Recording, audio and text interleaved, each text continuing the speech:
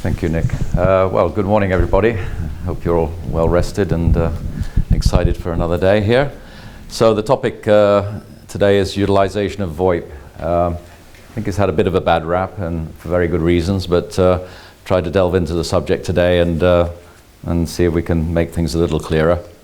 So what is VoIP? I think most of you will be familiar with VoIP. You use it every day, sort of Skype, WhatsApp, whatever. Works very well, I think, we'll all agree. And at a great price, usually pretty well free. Well proven, and been with us now for many years. There's something, when you get into the likes of Skype and Teams and so forth, there's actually a protocol, SIP, Session Initiation Protocol, that enables not just the VoIP, but can also control and transmit video and other forms of media, even messaging.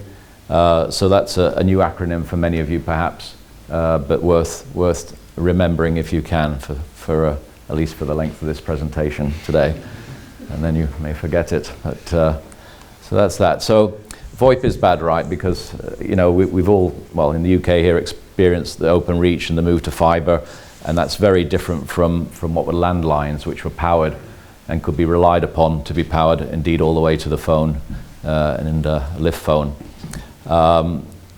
Broadband connections are far more complex state of affairs compared to a local PBX. And one issue I point to there, is the, sorry, get the right buzzer thing there. One issue is the number of elements that make up such broadband connections, all the way from the service provider through to the building itself. And something worth pointing out, that when a fiber connection comes into the building, you've typically got what's referred to as a ONT, an optical network transport, which is essentially where the fiber, an optical fiber, terminates, and from there you can sort of run it through a LAN or a WAN and network your building. Now, even that device typically does not come with a battery, just so you know. So that's a first point of failure when you start thinking of using your open reach connection. Of course, you could put a UPS on that, and that would take care of that. But then, as I point out on the last part there, beyond that, you're going to probably have routers, switches, and many other elements. And the standards do require this power resilience during an outage to ensure the phones continue to work, of course. So can VoIP work? Well, I would say yes. But you've really got to reduce the complexity and dependency on elements that you don't control. That's a fundamental requirement, really. So I've drawn up two scenarios here which sort of fit that category, you could say, of reducing the complexity. The first one on the left there is you've got any analog phone from a line powered. So traditionally it would have been connected to a landline. But in this case, moving to a cellular gateway with a built-in ATA. This is to analog to VoIP converter. And from there, what I would call sort of a direct VoIP over mobile connection is established through to the service center, which does need some sort of PBX or a VoIP service provider that can work with VoIP. But that's relatively straightforward, and there's no intermediary steps there from the building through to the call center. So very straightforward and reliant upon, well, close to zero elements, because the gateway itself has a power reserve battery backup. The second is where it's terminated, the call is actually terminated on site. So you're not trying to get it to a call center. You've got a concierge desk or a security room, in which case it can actually go direct to that location within the building. You could actually directly via a LAN cabling go direct to that room and to an IP phone. I've drawn in a couple of elements there just because that's more likely that there will be a couple of things it passes through. If it does so, you would need a UPS on those elements, but again, keeping them to the minimum, and ideally none, because you could run up to about 100 meters direct from the phone through to the IP desk phone, wherever that may be located on site there as I say, concierge or security room. Again, really reducing the complexity helps to give you the resilience. Now, so VoIP looking forward, I think there's enormous opportunity as we move in the 21st century here with communications. We've adopted it elsewhere. And now I'd like to just point to a case study in this one, Cairo Monorail, quite an ambitious project. It's well advanced. It's well, I think it's got 35 new stations that are going in.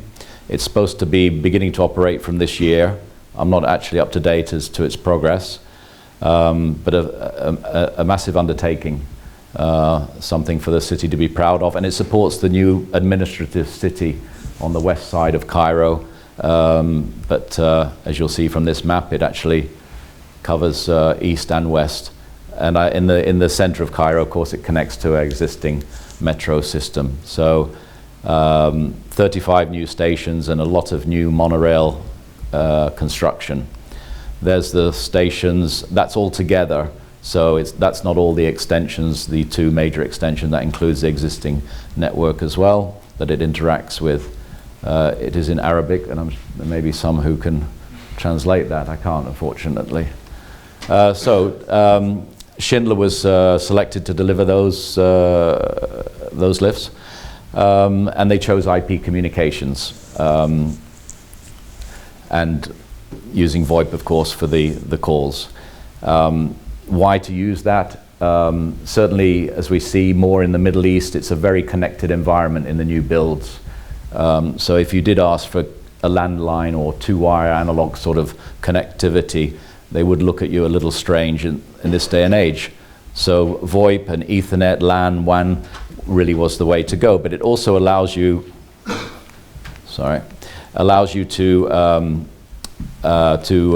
bring in other elements, such as CCTV, because as I mentioned with SIP, you can combine video, voice, and indeed other things to that. So it's a perfect medium for that sort of a thing, where analog to wire may be very limiting in that respect. There's the sort of the schematic, really very simple for the Cairo. You've got a station, and each station there's a station master, there's an office. It does go via a PBX to forward to that extension. Most likely they have some sort of secondary power backup and sort of network to support those rather than individual UPS that I just wanted to demonstrate that those do need supporting. But most likely they've got some sort of a network where they plug into that has that power redundancy. So you see a VoIP dialer in the cab there. Most likely, because of the scale of these networks in railway and monorail stations, there probably is a switch at least, which would need some backup. Again, maybe connecting to a reserve power supply. But very straightforward. So the complexity is stripped out. You don't see any sort of open reach or going off to some big telecom operator. That's not the case. It's terminated on site. Very good call quality.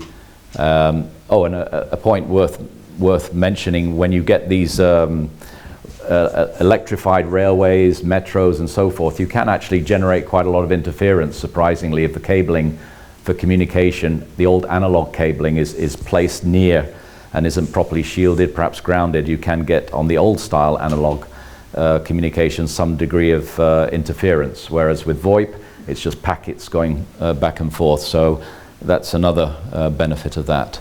So yeah, it leverages the deployed network. So they've obviously got WAN, LAN, all things running on that. So you're not asking them to in parallel put some somewhat antiquated network, analog network.